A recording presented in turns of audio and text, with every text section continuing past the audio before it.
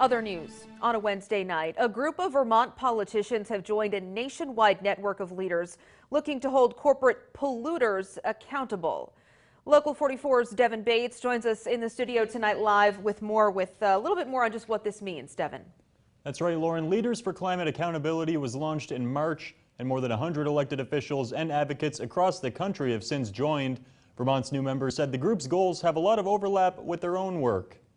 Vermont's additions to the nationwide Leaders for Climate Accountability network include a wide range of state lawmakers and local officials. Montpelier Mayor Ann Watson said climate change is an issue she's tried to keep in the spotlight in the capital city. The oil industry knew about climate change, knew what it was going to do, and lied about it. Taxpayers have been paying for the impacts of climate change, and really, big oil needs to be held accountable for their lies. This year, Vermont became the 6th state in the nation to file a lawsuit against major fossil fuel companies for lying about their products' role in climate change. State Senator Andrew PERCHLIK said if there's any way the legislature can bolster that effort, he's all in. I asked if there's any other pressing environmental issues we could expect the legislature to take up come January. We have the Climate Action Plan, which had something like 273 recommendations.